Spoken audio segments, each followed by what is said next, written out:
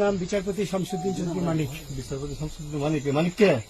হাইকোর্টের যিনি কয়েকদিন আগে একটা উপস্থাপন করছো চ্যানেল আইটি। সেই মানিক কে? চ্যানেল আইতে? হ্যাঁ হ্যাঁ। সেই মানিক নাম হলো বিচারপতি মানিক, বাড়ি মুন্সিগঞ্জ। আপনার পিতার নাম?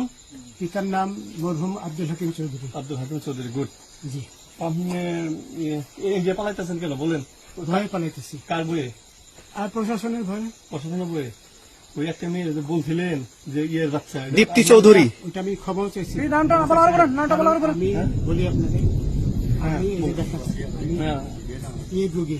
কিসের? আমি তো অত রুগী নেই, মিডিয়াতে তো খুব সুন্দর। আচ্ছা আচ্ছা, শোনেন শাহিন সাহেব, একটু স্লো।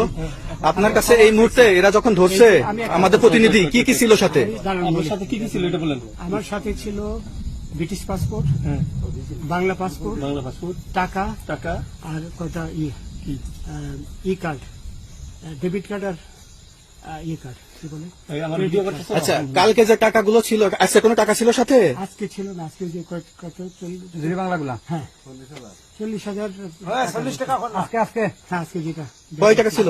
বেগানি এই বেকন হয়, ওই বেকন হয়, রশিদ। 40,000 টাকা ছিল।